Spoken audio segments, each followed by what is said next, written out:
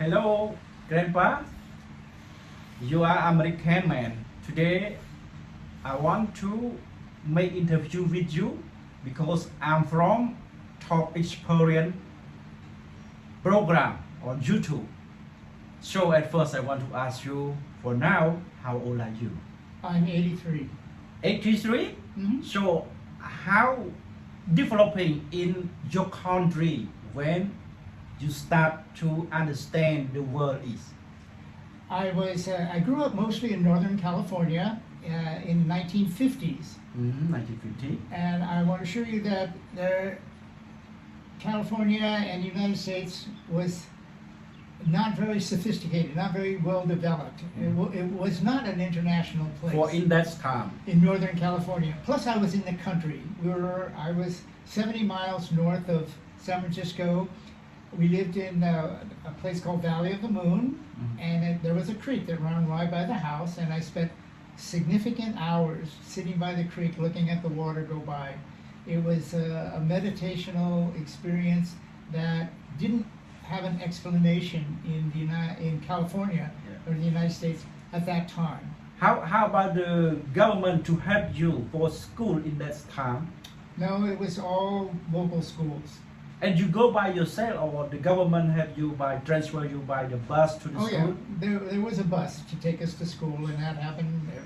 That was very well funded by county and state taxes, and so schooling was pretty good actually. Yeah. So we want to make sure and that American help the student of their citizens since that time, maybe long time ago, almost 100 years. Well, 80 years. What was unusual about me at that time, when I was 9 years old, Yeah. I had what was called an epiphany. Mhm. And epiphany, I had visions of my life and what would happen in my lifetime. It was like a window of my whole life experiences. Yeah. And the epiphany included that I would never own a house, which was true. If I didn't marry young, I wouldn't get married. If we had 2 children, I would stay married for my whole life to the same person. If we had 3, then we would separate. We had 3 children. I separated in 1971 or 72, 1971. That I would have another insight moment when I was 29 years old. This was happened when I was 9 years old. Yeah. But it said at 29 years old, I would figure out something that I couldn't possibly imagine with my 9-year-old brain. So you are 29, you married a wife, right? No. At 29, I had another epiphany about Buddhism, actually. Mhm. And that I would die in my 50s. You died? Yeah, I had 2 near-death experiences when I was 1950. And I figured this all out at 9 years old. And it turned out to be true. Okay, I want to listen. And in the 50s, I learned what are called the Bardo practices. And that I had what are called near-death experiences at that time. Also, I was a very athletic child. I competed at high school in springboard diving, and I was undefeated in high school. Right after high school, I went into the military, the U.S. Navy, and I went to electronics school in the Navy, which is about a year long. So you are a U.S. Navy soldier also? Yes, if you see pictures of the U.S. Navy on television, you see an aircraft carrier and a plane will zoom off, and there's a fellow in a yellow shirt that has his thumbs up.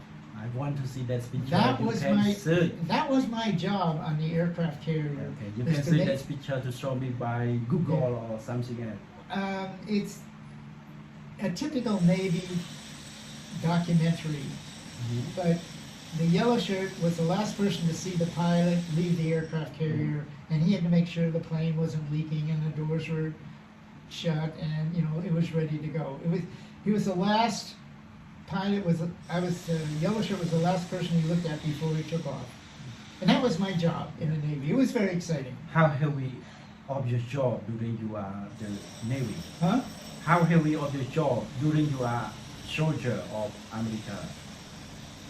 Well, I was in there for a little over 4 years. It was from 1961 to 1966.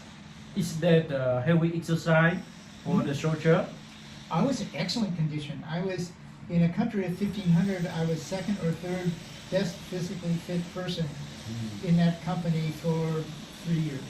During you are a soldier of America, did you go any other country to join the No, war? I didn't. I just was in California, and we were in a training outfit, and I just flew to the carrier off the coast of California, and this is how we qualified pilots in the airplanes at the time. So no, I didn't travel to any other place other than California, and aircraft carriers off the coast, which was very exciting. I mean, you would get in a plane, and what's called an AD, it was a propeller plane, and you would take off, and you would fly out the aircraft carrier, and from the aircraft carrier looked like this. It looked like a little toy.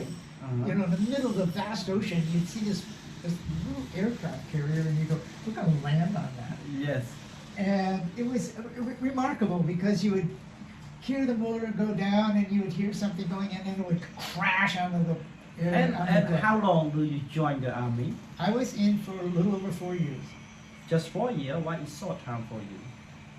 Well, it seemed like a long time at the time. 4 years is, well, by the time I was 20 to 21, or 21 to 24.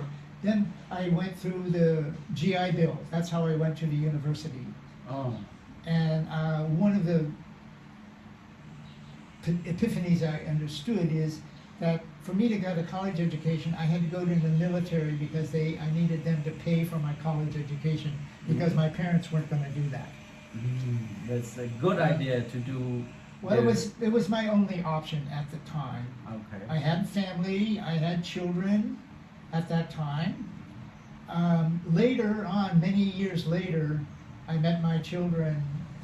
That's also an interesting story. 25 years later, and we talked, and I said, I played with the children until they got tired. Okay. And they go, yes, you did. You played with us until we got tired. Okay, and what year that you leave your country for to other country to get experience how living or people out of United States? Well, I started my practices, I finished university, I went to Berkeley. My master's thesis at the university is where do solutions to problems come from? It turned out that Albert Einstein in 1919 asked the same question, and he recommended studying Buddhism as a way of finding the solution. Also in 1660, Leibniz asked the same question in 1660, and Buddha asked the same question 2,500 years ago. Where do solutions to problems come from? That was one of the motivations for him to go to be a sadhu and ultimately to become the Buddha that we know. Because what is the answer?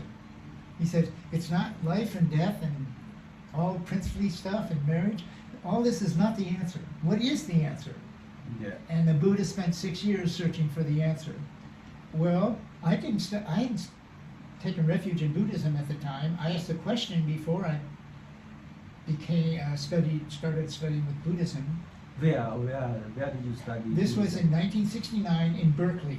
Berkeley. Berkeley, Berkeley in the state California. of United States. Berkeley is in California, but Oh. it's close to San Francisco. And Tibetan Lama Tarthang Toku had just moved to the United States. He was the first Tibetan Lama to actually move into the United States.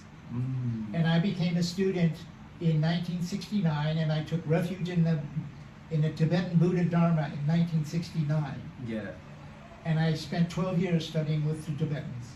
So California is a state of America. So I want to know, where did you go out of America at first time during you start to fly out of America? But for this question, I hope I will make interview with you for next time. Okay. I will know from you.